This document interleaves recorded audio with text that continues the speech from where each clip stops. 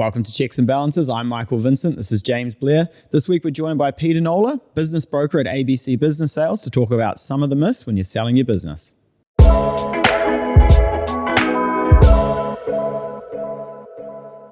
Peter, welcome. Debut on Checks and Balances. You sell businesses. I do. How did you get into the business sales space?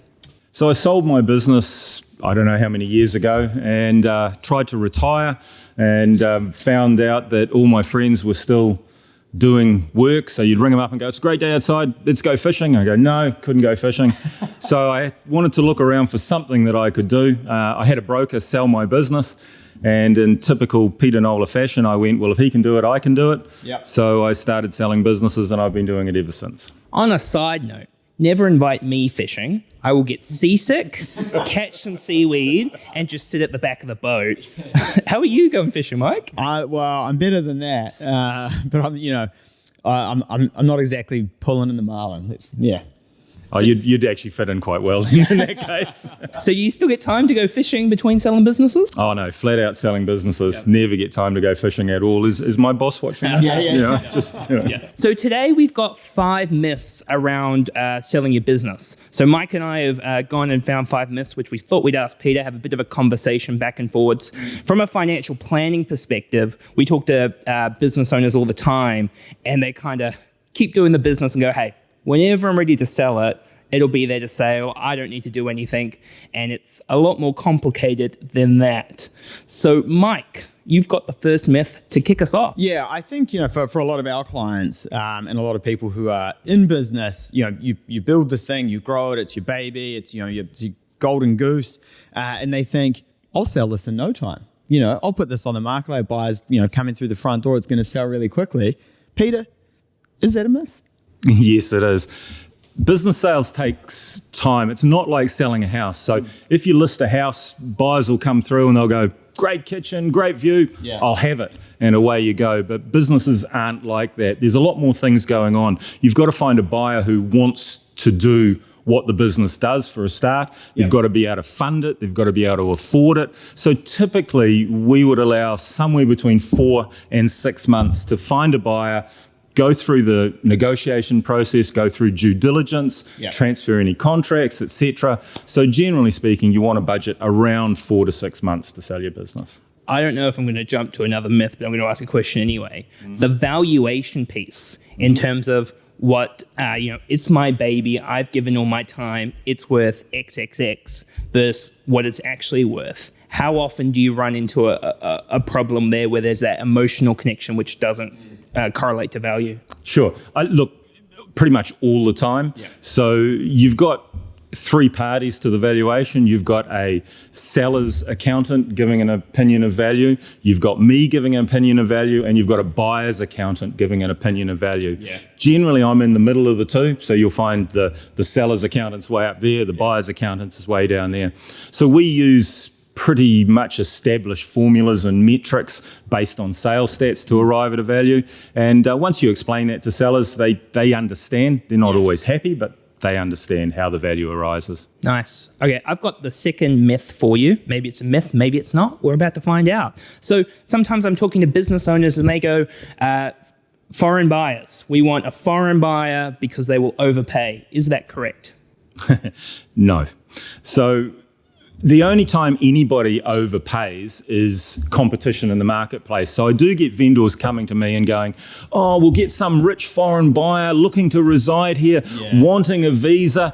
So he'll come in and he'll just pay any silly money to own my business. But if you think about that logically, it's not going to be the case. To be wealthy, you have to be reasonably intelligent. To be wealthy in a foreign country, you generally have to be a little more intelligent. And some of the places that these people are coming from, it's pretty hard to get your money out of. So again, you've got to be smart. So it stands to reason they're not going to suddenly come here and get silly and buy an overpriced business. Why would they do that? We've got 400 or 500 businesses for sale at any one time. So why buy an overpriced one when you can buy a good value one? It just doesn't happen. On that point as well, how often do you have an overseas buyer who's like, yep, this all looks good, I'm ready to go, and then they struggle getting the money into New Zealand? So that does happen, of course. And that's where you need a good finance broker, a good finance person to help them do that. Sometimes they need bridging finance or whatever, but sure, that certainly happens. Nobody comes to mind. Yeah. Yeah, it's the, we may as well carry on and with that sort of theme then, because I feel like a lot of the time people are sort of thinking, buyers financing isn't my problem. Is that something you hear often? Is that a bit of a myth in the industry, or? Buyers financing is definitely a seller's problem. Yeah. So if you think about the process when you are looking for finance, and you guys know this better than anybody. So a buyer comes along, he wants to buy a business, your business. Yeah. He's going to go to the bank or the lending institution. They're going to go, what are your assets and what are your expenses and how are you going to repay it? Yeah. So the accounts that the company that you're buying, the business that you're buying has, is what the bank is going to base your ability to repay on. Yeah. So it's very important that when you're selling a business, you get the best set of accounts you can possibly get, because that will dictate whether or not the poor old buyer can actually afford to borrow the money and buy your business. Yeah, and we hear it a bit on the real estate side of things, and I know you hear it a bit as well. The old buyers are liars, and it is funny, right? When we get people who come to us from real estate agents, they tell the estate agent, this grand story like money's not. Don't worry about money's not a problem. Is that do you see a similar thing? Does that impact deals? Do things fall over because of that, or?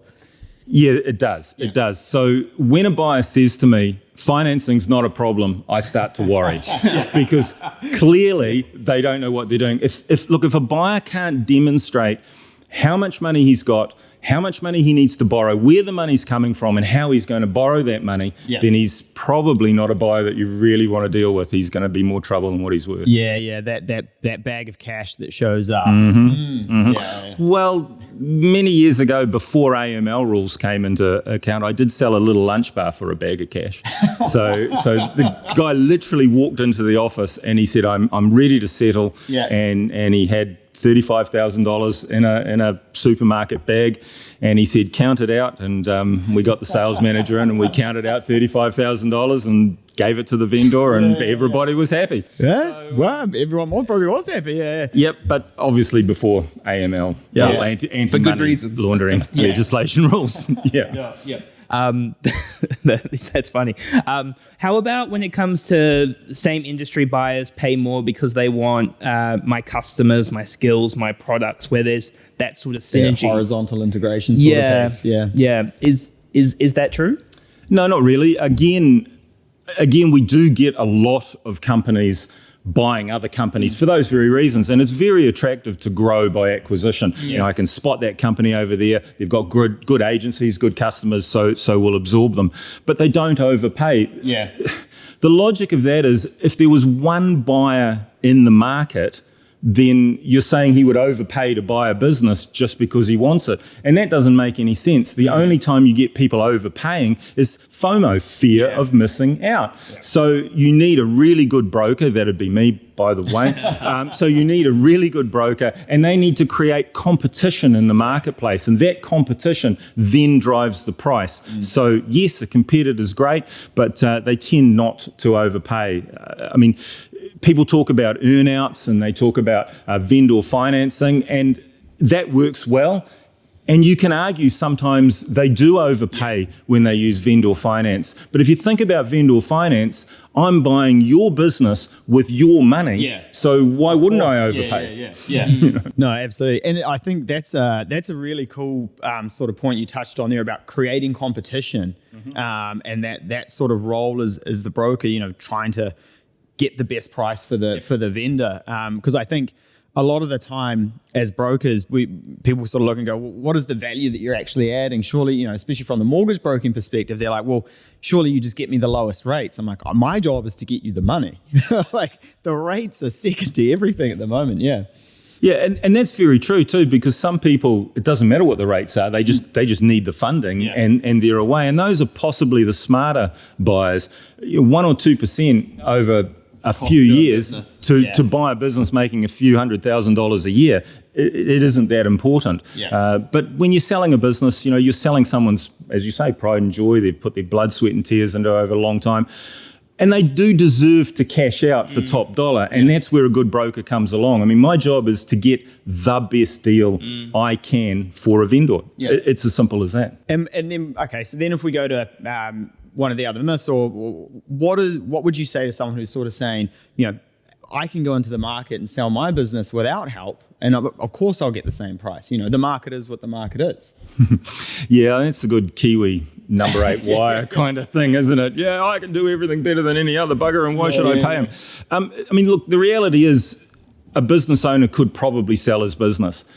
That's not in dispute, but he needs to still be able to run his business while he's selling going through the sales process. Yeah. He needs to keep the business performing well. If you go to market in March and you find a buyer in August, if your business has tailed off in that period, you've lost money because the business isn't performing well. Yeah. What about confidentiality? If you ring me up and go, I want to sell my business, I know who you are, what you are, where you are. But if you deal with a broker, we can handle confidentiality. We can protect the business. Really good brokers protect the business during the process. Nobody wants to buy a business that has been half destroyed, and all the personal information, all the accounts is spread around Auckland and everybody knows about it. So when you're a business owner, it looks easy, it looks simple, but you really need someone to guide you through those things and protect the business while you're doing it. Nice. Hey, one more for you, Peter. It's worth more because of the cash I take. Is that a myth? Yeah, I love that one. So that's the guy doing cashies and all that money that kind of falls back behind the till and never gets put in the bank. Petty cash. Petty cash. Exactly. So 15 grand of petty cash. Yeah. So look, if you're lying to the tax man and stealing money from your business, a buyer is going to think you're lying and trying to steal from them. Yeah. And it doesn't create trust, and it doesn't help the value of your business at the end of the day. I mean, you can only steal the money once. You can't steal it twice, which is effectively what you want to do. Yeah. But you have to wonder why you do it. Basic businesses are valued as a multiple of profit. So it might be 2 or 3 times the profit in the business. Now, if it's 2 times, every dollar of profit is $2 of price. Yeah. So you're stealing that dollar, you're losing $2 on the price. Great, you save 28 cents in tax, but it cost you $2 on the price of the business. Yeah. Now, the business value when you sell it, that's tax-free. No capital gains tax, no nothing, take the money, thanks very much. So you're losing $2 to save 28 cents. Yeah. Why would you do that? It's funny, avoiding the tax or, hiding from the tax man a little bit, it only ever bites people in the long term. I get the same thing when people come for a mortgage.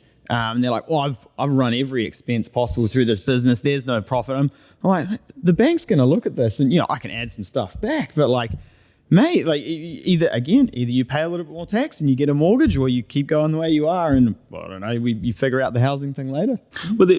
And that's what business owners forget. Yeah. That went back to your earlier question. Your accounts are important. Yeah. So if you've got a set of accounts, because you're stealing all this cash, showing you're making no money, how's the buyer going to buy the business even if he wants to? Yeah. You can't fund it. So that becomes the bit that bites them, and they don't really think of that. So no, you should run your business absolutely as profitably as you can for a year to 18 months prior to going to market, and you'll get full value for that profit. That's an interesting one as well in terms of time frame. If you're kind of doing it a way that maybe needs to change, 12 to 18 months isn't that long of a period of time. No, not at all. Well, not if you're getting 2 or 3 times the value of that dollar back in purchase price. It actually makes good sense. Yeah. I've really enjoyed this, Peter. These have been absolutely banging myths. Now, for those who are thinking maybe about buying a business or selling a business and go, this was really good, how can I find more stuff like this? Peter Nola has a much more successful YouTube channel than us. Peter, what's the name of the channel? It's my name. So just go to YouTube, search Peter Nola, and you'll find all the information there. So lots of really good videos giving you tips and tricks on both sides of the transaction. Thank you very much for joining us this week. Peter, thank you for joining us. Pleasure. One final myth. You don't need to give a review on Apple or Spotify for this podcast. 100% not true. So make sure to give us a review. Make sure to subscribe. We'll see you next week. Cheers.